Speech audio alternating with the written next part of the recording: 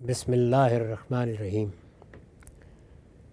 عن حمام انہ سمع ابا ہریرۃ رضی اللہ عنہ یقول قال رسول اللہ صلی اللہ علیہ وسلم بین انا نائم اتیت بخزائن الارض فوضع فی کفی سواران من ذهب فقبر علی فأوحى الله إلي أن انفخهما فنفختهما فذهبا فأولتهما الكذابين اللذين أنا بينهما صاحب صنعاء وصاحب الیمامہ۔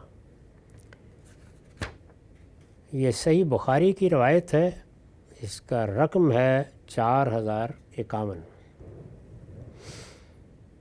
ترجمہ ہے حمام سے مروی ہے، انہوں نے ابو ہریرہ رضی اللہ عنہ کو یہ کہتے ہوئے سنا کہ رسول اللہ صلی اللہ علیہ وسلم نے فرمایا، میں سویا ہوا تھا کہ خواب میں میرے پاس زمین کے خزانے پیش کیے گئے۔ میں عرض کر چکا ہوں کہ یہ رسول اللہ کے خوابوں کا باب ہے، اس میں ہم نے وہ سب خواب جمع کر دیے ہیں جو حدیث کی کتابوں میں رسالت مآب صلی اللہ علیہ وسلم کی نسبت سے بیان ہوئے ہیں۔ اس سے پہلے ایک خواب زیر بحث آ چکا ہے اور میں نے اس کی تعبیر بھی عرض کر دی تھی۔ اب یہ دوسرا خواب بیان ہو رہا ہے۔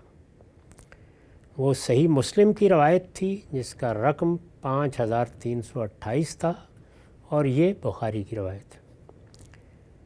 رسول اللہ صلی اللہ علیہ وسلم نے فرمایا، میں سویا ہوا تھا کہ خواب میں میرے پاس زمین کے خزانے پیش کیے گئے، ان میں سونے کے 2 کنگن میرے ہاتھوں میں رکھ دیے گئے، لیکن مجھے یہ دونوں بہت گراں محسوس ہوئے، بھاری محسوس ہوئے، جیسے ہاتھوں کو توڑے ڈال رہے ہیں۔ اس پر اللہ نے مجھے وحی کی کہ ان پر پھونک مارو، یہ خواب میں ہو رہا ہے۔ میں نے ان پر پھونک ماری تو دونوں اڑ گئے، یعنی ہوا ہو گئے۔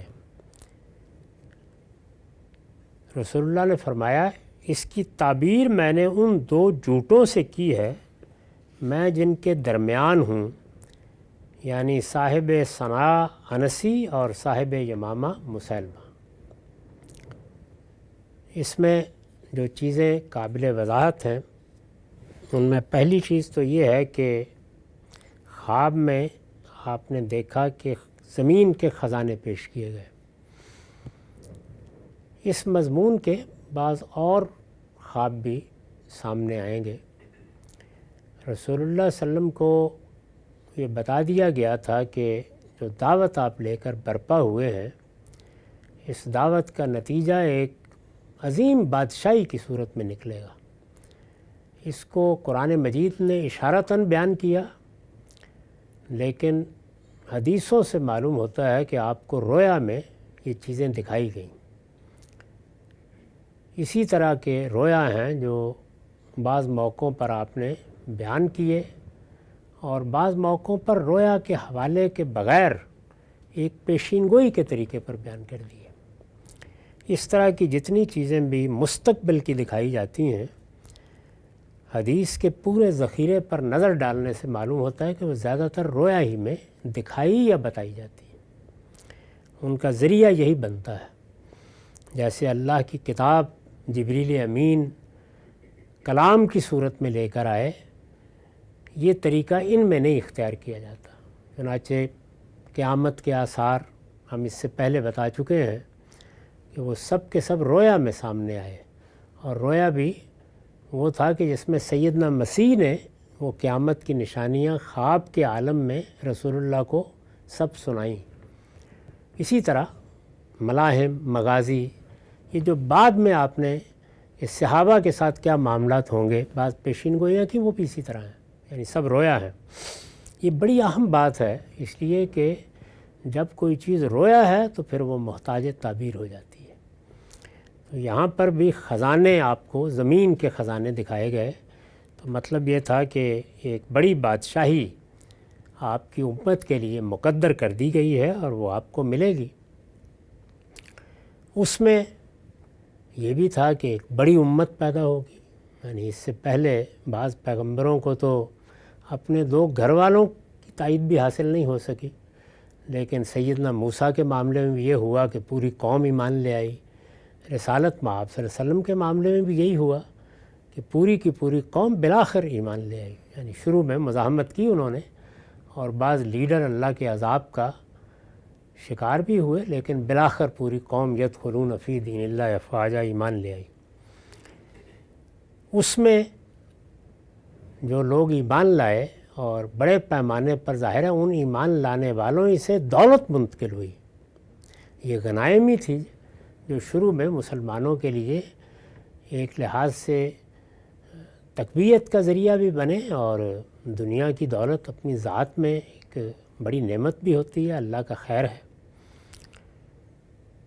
اس میں آپ نے یہ تعبیر فرمائی کہ جو 2 کنگن مجھے گراں محسوس ہوئے، یعنی باقی تو اللہ کی نعمت میرے سامنے لائی گئی، پیش کی گئی، تو یہ در حقیقت جو کچھ میرے بعد مجھے ملنے والا ہے، یعنی میری امت، اس امت کی تائید، بنی اسماعیل کا اس طرح اس پورے جزیرہ نما میں ایمان لانا، میرے ساتھ کھڑے ہو جانا، پھر اس کے بعد ایک عظیم عرب سلطنت کا وجود میں آنا، تو اس میں 2 چیزیں گراں بھی گزری ہیں مجھے۔ تو یہ گویا آپ کو 2 کنگنوں کی صورت میں دکھایا گا۔ اب دیکھیے کہ یہاں کنگن ہیں 2 جو خزانوں میں سے ہاتھوں میں ڈالے گئے اور گراں ہوئے، یعنی بھاری محسوس ہوئے۔ آپ نے فرمایا کہ یہ 2 وہ لوگ ہیں جو نبوت کا جھوٹا دعویٰ کریں گے، اور چونکہ میری مخاطب امت میں سے ہیں، یعنی یہ عربوں ہی میں سے ہیں، یہ دعویٰ کریں گے۔ ایک صاحب صنعا، یہ یمن سے چونکہ اٹھے تھے صنعا کے علاقے سے، اور دوسرے صاحب یمامہ۔ اگر آپ نقشے میں یمامہ کو دیکھیں تو یہ مدینے اور مکے کے اوپر کا حصہ ہے، اور یمن کو دیکھیں تو جنوب یعنی نیچے کا حصہ ہے۔ تو اس لیے رسالت مآب صلی اللہ علیہ وسلم نے اس میں فرمایا کہ اللذین انا بینہما، جن کے میں درمیان میں کھڑا ہوں، یعنی جس جگہ میری بعثت ہوئی ہے، مکہ اور مدینہ ہی 2 شہر ہیں جن میں ایک میں آپ مبعوث ہوئے، دوسرا آپ کا دارالہجرت بنا، تو فرمایا کہ میں ان کے درمیان ہوں۔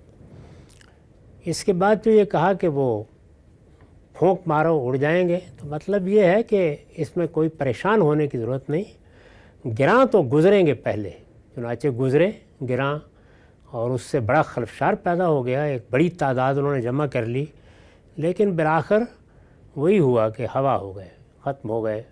سیدنا صدیق کے اقدامات نے خاتمہ کر دیا۔ چنانچہ میں نے لکھا ہے کہ آگے جو تعبیر اختیار کی گئی ہے اس سے واضح ہے کہ یہ دونوں کے انجام کی طرف اشارہ تھا، ہوا ہو گئے، اڑا دیے گئے۔ یہ بھی میں نے واضح کر دیا، اس کو لکھا ہے میں نے کہ اس لیے فرمایا کہ ان میں سے ایک کا علاقہ اس علاقے کے اوپر اور ایک کا نیچے ہے جس میں آپ کی بعثت ہوئی، یعنی مسیلمہ کا علاقہ اوپر ہے اور اسود انسی کا علاقہ نیچے ہے۔ اس کو رسول اللہ نے محل وقوع کے لحاظ سے انا بینہما میں بیان کیا ہے۔ یہ محل وقوع کا بیان ہے، یعنی ان 2 پیغمبروں کے درمیان میں اپنی کسی شخصیت کا ذکر نہیں ہے۔ اور آگے جس طرح کہ واضح ہو جاتا ہے دونوں سے کہ پہلے سے اسود انسی اور دوسرے سے مسیلمہ کذاب مراد ہے، نبی صلی اللہ علیہ وسلم کی دعوت کے سیاسی نتائج دیکھ کر یہی ہیں جنہوں نے نبوت کا جھوٹا دعویٰ کر دیا تھا۔ انہوں نے دیکھا کہ اچھا پیغمبری تو صرف پیغمبری نہیں رہتی، پیغمبری کے نتیجے میں تو اتنی بڑی حکومت مل جاتی ہے، تو یہ سیاسی نتیجہ محرک بن گیا اور انہوں نے دعویٰ کر دیا، اور ان کا خیال تھا کہ اس میں جیسے ان کو کامیابی ہو گئی ہے ہمیں بھی ہو جائے گی۔ چنانچہ کچھ وقتی کامیابی ہوئی بھی، لیکن پھر اللہ تعالیٰ نے اس فتنے کا خاتمہ کر دیا۔